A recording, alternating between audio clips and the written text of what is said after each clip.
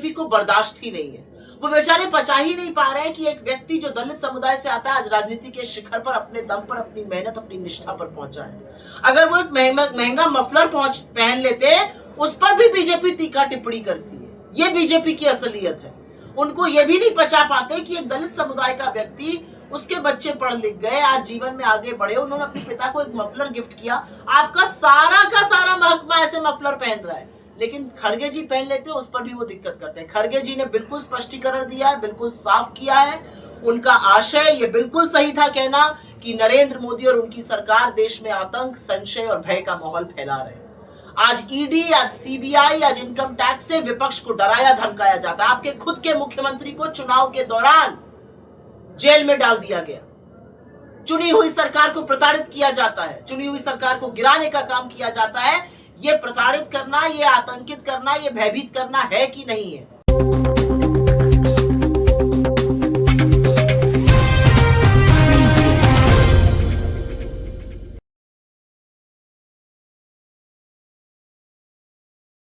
आप सबको जोहार। आज झारखंड में एक बहुत बड़ा कदम उठाया जा रहा है और ये कदम है एक महिला नीति बनाने के लिए, जिससे ग्रामीण क्षेत्र की महिलाओं का सशक्तिकरण हो सके। और इसीलिए ये जरूरी है कि इस पर विविध चर्चा हो, इसीलिए जरूरी है कि इनके जिन पहलुओं पर चर्चा हो रही है, और यहाँ पर तमाम जगहों से एक्सपर्ट्स बुलाए गए हैं, एक्सपर्ट महिलाएं बुलाई गई हैं। ये दीपिका पांडे सिंह जी का मंत्रालय अपने तत्वावधान में कर रहा है, रूरल डेवलपमेंट मंत्रालय। और मुझे लगता है कि हर जगह का महिला सशक्तिकरण का जो मॉडल है वो अलग होगा। जो शहरी महिला सशक्तिकरण है उसका मॉडल और जो झारखंड की ग्रामीण महिला का सशक्तिकरण है उसका मॉडल अलग होगा। और उसी के लिए सार्थक चर्चा हम सब लोग यहाँ पर कर रहे हैं। कैसे एक नीति बनाई जाए, कैसे वो कल्चरली रूटेड रहे, लेकिन महिलाओं के लिए एक एजेंसी, एक एक्सेस और रिप्रेजेंटेशन का काम करे। तमाम कम्युनिटी लीडर्स, और मुझे ऐसा लगता है झारखंड जैसी स्टेट्स जहाँ पर ट्राइबल पॉपुलेशन ज्यादा है, इस बात का फक्र है, इस बात का गर्व है कि यहाँ पर तमाम कम्युनिटी रिप्रेजेंटेशन है, महिलाएं कम्युनिटी लीडर्स हैं। और असलियत ये है कि महिलाएं, आशा बहुएं हो गई, आंगनवाड़ी महिलाएं हो गई, ये अग्रिम पंक्ति की योद्धाएं हैं। और मेरा अपना मानना है कि इस नीति में कहीं ना कहीं उनके सशक्तिकरण के लिए सरकार को एक साइलेंट एनेबलर बनना पड़ेगा, एक खाका, एक मसौदा तैयार करना होगा और फिर महिलाएं अपने हिसाब से उसको भरें। सेल्फ हेल्प ग्रुप्स हो गए, इजी एक्सेस टू क्रेडिट हो गया, इंटरेस्ट फ्री क्रेडिट या लोन हो गया, इस तरह की बातों पर चर्चा जरूर हो। लेकिन इसके साथ साथ क्या एक इक्विटी इंडेक्स होना चाहिए, जो सालाना इक्विटी इंडेक्स होता है कि आज जेंडर इक्विटी कहाँ पहुंची, क्या इसमें बेस्ट प्रैक्टिसेस जो दुनिया में और देश में देखी जा रही है वो होनी चाहिए। और महिलाओं को सशक्त करने के लिए ये एक बड़ा कदम है, मैं इसका स्वागत करती हूँ और ये मैं अपना सौभाग्य मानती हूँ कि मुझे इसमें बुलाने का मौका मिला और मुझे अपनी बात कहने का अवसर मिला। लेकिन क्योंकि महिलाओं की बात हो रही है तो बिना राजनीतिक चर्चा के वो बात नहीं हो सकती है। और असलियत ये है कि महिलाओं की भी सुध लेने की जो बारी थी वो कांग्रेस और हमारे घटक दल की सरकार को याद आई। बीजेपी चाहती तो ये बहुत पहले कर सकती थी, लेकिन उन्होंने ऐसा नहीं किया। लेकिन इस बात का मुझे दुख है कि जब आज हम झारखंड की महिलाओं के, ग्रामीण महिलाओं के सशक्तिकरण की बात कर रहे हैं, एक सार्थक कदम उठा रहे हैं और इस साल उनके लिए एक बड़ी नीति आएगी जो अभी तक इस प्रदेश में नहीं है। 26 साल हो गए इस प्रदेश को बने हुए। आज देश की आधी आबादी अपने हक के लिए लड़ रही है और अपने हक के लिए, अपने वजूद के लिए, अपने रिप्रेजेंटेशन के लिए लड़ रही है। और केंद्र की जो भाजपा की सरकार है, जिसके मुखिया नरेंद्र मोदी जी हैं, वो महिलाओं को रिप्रेजेंटेशन देने से लगातार कतराते रहे। आज 543 सीट पर महिलाओं को 1/3 आरक्षण मिलकर 181 सीटें महिलाओं के लिए रिजर्व हो सकती हैं। हम बार बार विपक्ष में होने के नाते ये बात केंद्र सरकार से कह रहे हैं, आप 543 सीटों में आज रिजर्वेशन दीजिए, समूचा विपक्ष आपका समर्थन करेगा। आप पिछड़ी महिलाओं को इससे क्यों निकाल रहे हो? पिछड़ी महिलाओं को एक कोटा दीजिए। लेकिन इन सब बातों को अनसुना करते हुए महिला आरक्षण के पीछे छिपकर ढोंग किया गया। इस देश में अलोकतांत्रिक परिसीमन लागू करने की कोशिश की गई, जातिगत जनगणना से बचने का प्रयास दिखा। मैं छोटे से आम का सीजन है, खूब बढ़िया बढ़िया आम अभी खाने को मिलेगा। एक बड़ी सी टोकरी है, उसमें 543 आम है। जब शिल्पी जी मेरे पास आम मांगने आई तो मैंने कहा नहीं नहीं नहीं, मैं आपको इस टोकरी से आम नहीं दूंगी। जब दूसरी टोकरी आएगी, जब मेरे पास 850 आम होंगे, तब मैं आपको आम दूंगी। यही काम नरेंद्र मोदी कर रहे हैं। उनके पास एक टोकरी है, उनके पास 543 सीटें हैं, उसी में से देना है, 181 को दे दीजिए। और असलियत यह है, अगर आपकी मंशा साफ होती, अगर आपकी नीयत में खोट ना होती, तो आपने ये 2014 के तुरंत बाद कर दिया होता। आपके पास प्रचंड बहुमत की सरकार 2014 में थी, 2019 में थी, आपने ऐसा नहीं किया। आपने 2023 में महिला आरक्षण का बिल पास कराया, सर्वसम्मति से पास हुआ, लेकिन उसमें भी हमारे कहने के लाख बावजूद आपने वो शर्तें नहीं हटाई, जनगणना और परिसीमन की शर्तें लागू करी। महिला आरक्षण में किंतु परंतु अपितु करते हुए आपको इस देश की सारी महिलाओं ने देख लिया है। आप जन आक्रोश यात्रा निकाल रहे हो और असलियत यह है कि आपका पासा पलट रहा है। आपको असल में जन आक्रोश का सामना करना पड़ रहा है। महिलाएं अपना हक मांग रही हैं, महिलाएं समझ रही हैं कि आप महिला आरक्षण के नाम पर ढोंग कर रहे हैं। मैं वापस मुद्दे पर आऊंगी और आज का मुद्दा महिला सशक्तिकरण है। एक तरफ बीजेपी महिलाओं का हक मार रही है, एक तरफ बीजेपी 33% रिजर्वेशन जो हमारा हक है, ये कोई खैरात नहीं है, देने के लिए तैयार नहीं है, और दूसरी तरफ हमारी सरकार, हमारा नेतृत्व, हमारी महिलाओं को सशक्त करने के लिए, महिलाओं का एम्पावरमेंट के लिए, महिलाओं की सुरक्षा के लिए आगे बढ़ रही हैं और ऐसी नीतियां ला रही हैं। उनको बहुत बहुत बधाई और यहाँ की सरकार को बधाई कि ऐसा कदम उठाया जा रहा है। अगर आपके कोई सवाल। मैडम, ये आपने कहा कि 543 जो सीट है लोकसभा का, उस पर अभी कर दीजिए 2023 के अनुसार, और हम सभी विपक्ष मिलकर के हम कर देंगे। उसमें ओबीसी की महिलाओं को कैसे मिलेगा मैडम? उसमें तो ओबीसी का कोई जिक्र है नहीं 2023 में। बहुत सिंपल है मिलना, बहुत ही सिंपल है। आप तेलंगाना का और बिहार का कास्ट सर्वे उठाकर देख लीजिए, और उस कास्ट सर्वे से साफ हो गया है, दोनों ही राज्यों में लगभग एक फिगर आ रहा है। उस कास्ट सर्वे से साफ है कि ओबीसी की क्या जनसंख्या है और उनका रिप्रेजेंटेशन नहीं है। आप नियत तो बनाइए पहले, आपकी नियत ही नहीं है रिजर्वेशन देने की। आप के पास 543 सीटें हैं, उस पर रिजर्वेशन आज मिल सकता है। आप उस पर रिजर्वेशन क्यों नहीं दे रहे?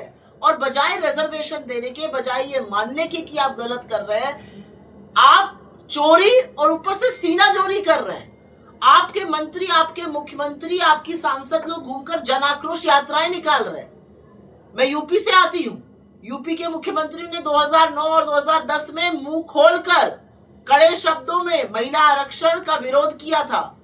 आज वो महिला आरक्षण की बात कर रहे हैं। जिस प्रधानमंत्री ने 29 मिनट के अपने वक्तव्य में आचार संहिता का उल्लंघन करते हुए 58 बार कांग्रेस का नाम लिया, मैं उनसे पूछना चाहती हूँ, आप इस देश के प्रधानमंत्री हैं। इस देश में ये दुर्भाग्य है कि आज भी कई ऐसे इलाके हैं जहां पर अजन्मी बच्चियों को इसलिए मार दिया जाता है क्योंकि वो लड़कियां हैं। भ्रूण हत्या एक रियलिटी है हमारे देश की, और आप राजनीतिक हमले के लिए बार बार भ्रूण हत्या की बात कर रहे हैं। भ्रूण हत्या तो बेटियों की होती है ना, आप तो बेटियों के सशक्तिकरण के लिए निकले थे।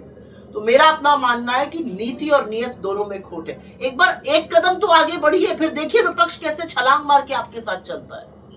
बंगाल चुनाव बड़ा दिलचस्प है, आज पहले फेज का इलेक्शन भी है, और जो जिस तरीके से बयानबाजियां हुई, बीजेपी बहुत आक्रोशित है। जो आतंकवाद शब्द का उपयोग किया गया प्रधानमंत्री मोदी के, इस शब्द का, आतंकवादी शब्द का जो उपयोग किया गया, इस पर राष्ट्रीय बीजेपी का जो आक्रोश है वो नकली है, वो फेक है और वो फर्जी है।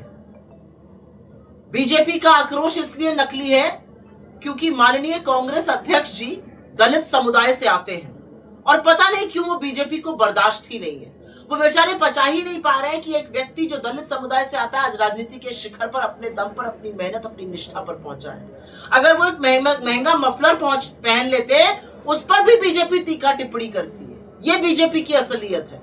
उनको ये भी नहीं पचा पाते कि एक दलित समुदाय का व्यक्ति, उसके बच्चे पढ़ लिख गए, आज जीवन में आगे बढ़े, उन्होंने अपने पिता को एक मफलर गिफ्ट किया।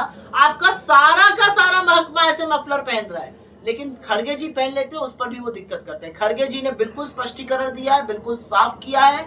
उनका आशय ये बिल्कुल सही था कहना कि नरेंद्र मोदी और उनकी सरकार देश में आतंक, संशय और भय का माहौल फैला रहे हैं।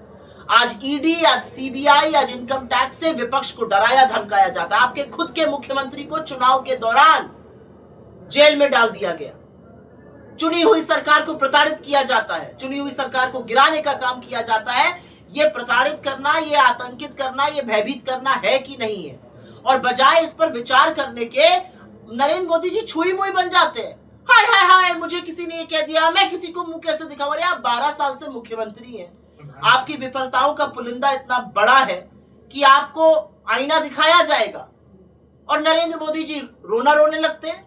और जब उनके लोग चुनाव आयोग जाते तो चुनाव आयोग बिना पलक झपकाए तुरंत नोटिस इशू करता है, कहता है 24 घंटे में जवाब दीजिए। तो यही चुनाव आयोग और यही ज्ञानेश गुप्ता से मुझे पूछना है कि जब प्रधानमंत्री मंच से मुजरा, मंगलसूत्र जैसी वाहियात बातें करते हैं, जब वो झारखंड में आकर इतनी गंदी बात करते हैं कि आपकी बेटियों को ले जाएंगे, वो क्या कहना चाह रहे थे?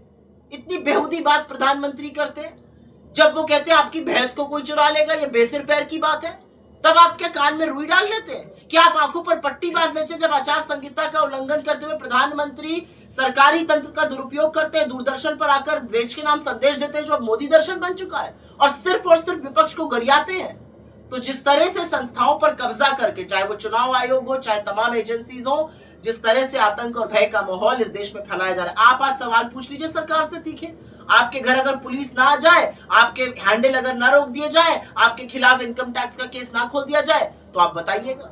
ये असलियत है, ये इस देश में हो रहा है। और बंगाल में जहां तक बात है, बंगाल की ना संस्कृति समझते हैं, ना बंगाल का इतिहास समझते हैं। आए तो थे मुख्यमंत्री जी यूपी के, वहां पर क्या कह रहे हैं? स्वामी विवेकानंद ने कहा, तुम मुझे खून दो, मैं तुम्हें आजादी दूंगा। ये बात नेताजी सुभाष चंद्र बोस ने 1944 में कही थी, आजाद हिंद फौज की रैली में कही थी, रंगून में कही थी। और स्वामी विवेकानंद का दुर्भाग्यवश निधन 1902 में हो गया था। ये तो बंगाल की उनकी समझ है।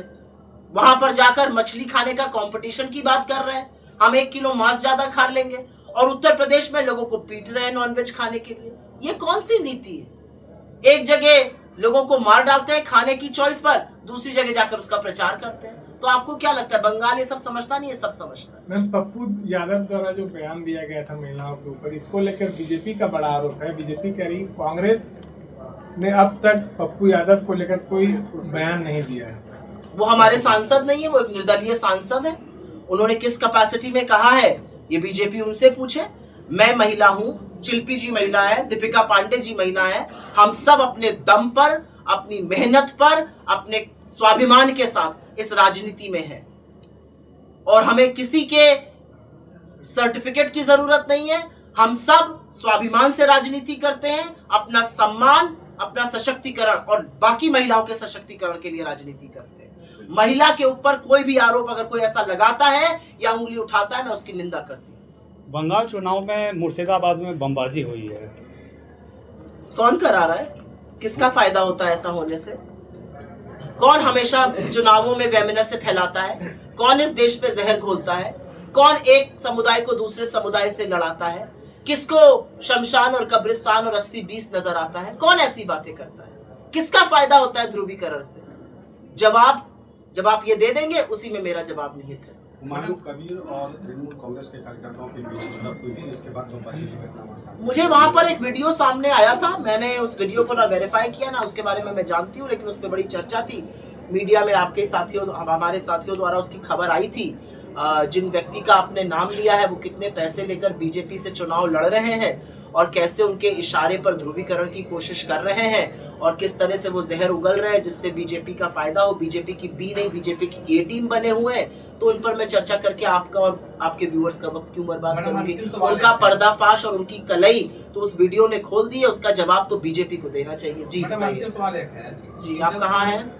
मैं इधर हूँ। अच्छा, सॉरी, मुझे लगा। संवैधानिक संस्थाएं काम करना बंद कर दे या पक्षपात करे तो आम जनता क्या करे? आम जनता खड़ी हो जाए।